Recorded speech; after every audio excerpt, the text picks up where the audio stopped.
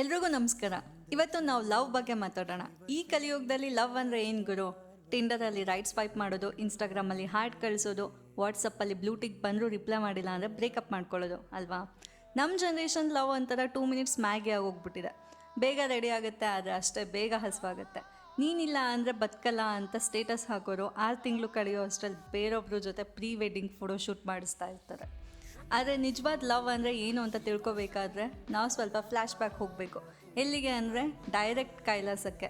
ಅಲ್ಲಿ ಒಬ್ರು ಇದ್ದಾರೆ.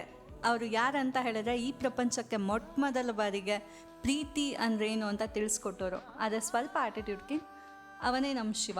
ಮತ್ತು ಅವನನ್ನೇ ಪ್ರೀತಿಸಿ ಪಡೆದು ಲವ್ ಅಂದರೆ ಇದಪ್ಪ ಅಂತ ತೋರಿಸ್ಕೊಟ್ಟವಳು ಪಾರ್ವತಿ.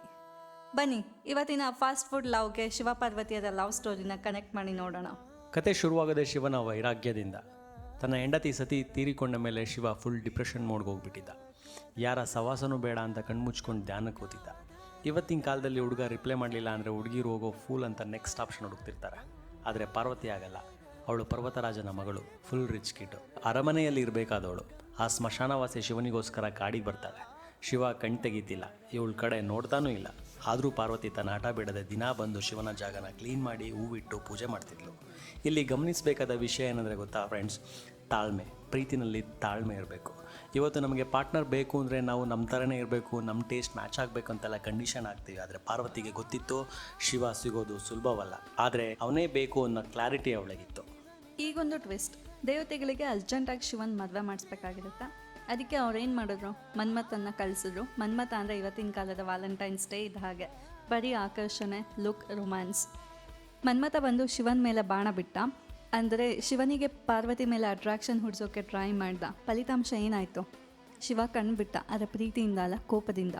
ತನ್ನ 3ನೇ ಕಣ್ಣಿಂದ ಮನ್ಮಥನ್ನ ಸುಟ್ಟು ಬೂದಿ ಮಾಡಿಬಿಟ್ಟ. ಇದರ ಅರ್ಥ ಏನು ಗೊತ್ತಾ ಫ್ರೆಂಡ್ಸ್? ಆಕರ್ಷಣೆ ಶಾಶ್ವತ ಅಲ್ಲ. ನೀವು ನೋಡೋಕೆ ಎಷ್ಟು ಚೆನ್ನಾಗಿದ್ದೀರಾ, ಎಂಥ ಡ್ರೆಸ್ ಹಾಕಿದ್ದೀರಾ ಅನ್ನೋದು ರಿಯಲ್ ಲವಲ್ಲಿ ಮ್ಯಾಟರೇ ಆಗಲ್ಲ. ಮೇಕಪ್ ನೋಡಿ ಅಥವಾ ಬೈಕ್ ನೋಡಿ ಲವ್ ಮಾಡಿದ್ರೆ ಅದು ಮೇಕಪ್ ಇಳಿಯೋವರೆಗೂ ಮಾತ್ರ ಇರುತ್ತೆ. ಶಿವ ಆ ಸುಳ್ಳು ಪ್ರೀತಿನ ಸುಟ್ಟು ಹಾಕ್ದ. ಪಾರ್ವತಿಗೂ ಅರ್ಥ ಆಯಿತು, ನನ್ನ ಅಂದ ನೋಡಿ ಶಿವ ಒಲಿಯಲ್ಲ, ನನ್ನ ಆತ್ಮ ನೋಡಿ ಬಲಿತಾನೆ ಅಂತ. ಇಲ್ಲಿಂದ ಪಾರ್ವತಿ ರಿಯಲ್ ಗೇಮ್ ಶುರು ಮಾಡಿದ್ಲು. ಅವಳು ಡಿಸೈಡ್ ಮಾಡಿದ್ಲು, ಶಿವ ತಪಸ್ವಿ ಅಲ್ವಾ, ನಾನು ಅವನಿಗಿಂತ ದೊಡ್ಡ ತಪಸ್ವಿ ಆಗ್ತೀನಿ ಅಂತ. ಇವತ್ತಿನ ಲವಲ್ಲಿ ಸ್ಯಾಕ್ರಿಫೈಸ್ ಅಂದರೆ ಏನು? ನಾನು ನಿನಗೋಸ್ಕರ ನಾನ್ ವೆಜ್ ಬಿಟ್ಟೆ, ನಾನು ನಿನಗೋಸ್ಕರ ಫ್ರೆಂಡ್ಸ್ ಬಿಟ್ಟೆ ಅಂತ ಬಿಲ್ಡಪ್ ಕೊಡ್ತೀವಿ. ಆದರೆ ಪಾರ್ವತಿ ಮಾಡಿದ್ದೇನು? ಅನ್ನ ನೀರು ಬಿಟ್ಲು, ಕೊನೆಗೆ ಒಣಗಿದೆಲೆ ತಿನ್ನೋದು ಬಿಟ್ಲು. ಮಳೆ ಬಿಸಿಲು ಚಳಿ ಏನದೆ ಕಲ್ಲು ಬಂಡೆ ಥರ ಕೂತ್ಲು. ರಾಜಕುಮಾರಿ ಹೋಗಿ ಜೋಗತಿ ಆದ್ಲು. ಇದು ಗುರು ಕಮಿಟ್ಮೆಂಟ್ ಅಂದರೆ. ನಿನಗೋಸ್ಕರ ನಾನು ಬದಲಾಗ್ತೀನಿ, ನಿನ್ನ ಲೆವೆಲ್ಗೆ ನಾನು ರೈಸ್ ಆಗ್ತೀನಿ ಅನ್ನೋ ಛಲ, ಪಾರ್ವತಿಯ ಡೆಡಿಕೇಶನ್ ನೋಡಿ ಇಡೀ ಜಗತ್ತು ವೈಬ್ರೇಟ್ ಆಯಿತು. ಶಿವನ ಕಲ್ಲಿನಂಥ ಮನಸ್ಸು ಕರಗಲೇಬೇಕಾಯಿತು. ಇವತ್ತಿನ ಕಾಲದಲ್ಲಿ ನಾವು ಈಗೋ ಬಿಡಲ್ಲ, ಆದರೆ ಪಾರ್ವತಿ ತನ್ನ ಅಸ್ತಿತ್ವವನ್ನೇ ಶಿವನಲ್ಲಿ ಲೀನ ಮಾಡಿದ್ಲು. ಶಿವ ಸುಮ್ಮನೆ ಹೂವನ್ನಲ್ಲ, ಟೆಸ್ಟ್ ಮಾಡ್ತಾನೆ. ಮಾರುವೇಷದಲ್ಲಿ ಬಂದು ಪಾರ್ವತಿಗೆ ಹೇಳ್ತಾನೆ, ಅಮ್ಮ ನೀನಿಷ್ಟು ಸುಂದರವಾಗಿದ್ಯಾ, ಆ ಭಿಕ್ಷುಕ ಶಿವ ನಿನಗೆ ಏಕೆ ಬೇಕು? ಅವನ ಮೈ ಮೇಲೆ ಬೂದಿ, ಕತ್ತಲ್ಲಿ ಹಾವು, ಸ್ಮಶಾನದಲ್ಲಿ ವಾಸ. ಅವನ ಹತ್ರ ನಿನಗೇನು ಸುಖ ಸಿಗುತ್ತೆ? ಬೇರೆ ಒಳ್ಳೆ ರಾಜ್ಕುಮಾರನ ಮದುವೆ ಆಗು ಅಂತ. ನಮ್ಮ ಕಾಲದ ಹುಡುಗಿ ಆಗಿದ್ರೆ ಹೌದಲ್ವಾ, ಇವನ ಹತ್ರ ಕಾರಿಲ್ಲ, ಸ್ವಂತ ಮನೆ ಇಲ್ಲ, ಇವನು ಯಾಕೆ ಬೇಕು ಅಂತ ಯೋಚನೆ ಮಾಡ್ತಿದ್ಲೇನೋ. ಆದರೆ ಪಾರ್ವತಿ ಫುಲ್ ಗರಂ ಆದ್ಲು. ನಿಲ್ಲಿಸು, ಶಿವನ ಬಾಹ್ಯ ರೂಪ ನೋಡೋ ಕಣ್ಣು ನಿನಗಿದೆ, ಅವನ ಅಂತರಂಗ ನೋಡೋ ಶಕ್ತಿ ನಿನಗಿಲ್ಲ. ಅವನು ಜಗದೊಡೆಯ, ಜಗತ್ಪಾಲಕ, ಅವನು ಹೇಗಿದ್ದಾನೋ ಹಾಗೆ ನನಗಿಷ್ಟ ಅಂತ ಬೈದ್ಲು. ಇದನ್ನೇ ಅನ್ಕಂಡೀಷ್ನಲ್ ಲವ್ ಅಂತ ಹೇಳೋದು. ಪಾರ್ಟ್ನರ್ನ ಅವ್ರ ತಪ್ಪುಗಳ ಸಮೇತ, ಅವ್ರ ಕೊರತೆಗಳ ಸಮೇತ ಒಪ್ಕೊಳ್ಳೋದಿದೆಯಲ್ಲ, ಅದೇ ನಿಜವಾದ ಪ್ರೀತಿ. ನೀನು ಹೀಗಿದ್ರೆ ಮಾತ್ರ ಲವ್ ಮಾಡ್ತೀನಿ ಅನ್ನೋದು ಬಿಸ್ನೆಸ್ ಆಗುತ್ತೆ, ಪ್ರೀತಿ ಆಗಲ್ಲ. ಕೊನೆಗೆ ಶಿವ ಪ್ರತ್ಯಕ್ಷನಾದ. ಪಾರ್ವತಿಯ ಕಾಲಿಗೆ ಬಿದ್ದು, ನಿನ್ನ ಪ್ರೀತಿಗೆ ನಾನು ಸೋತೆ ಅಂದ. ಮದುವೆ ಆಯಿತು.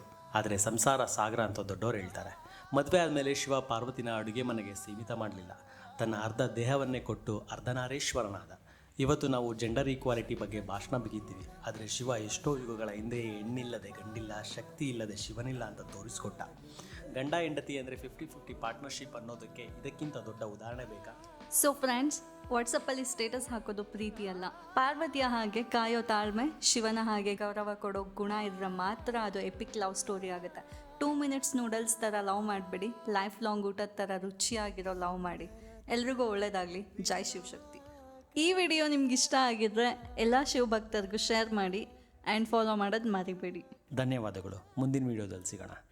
ಓಂ ನಮಃ ಶಿವಾಯ.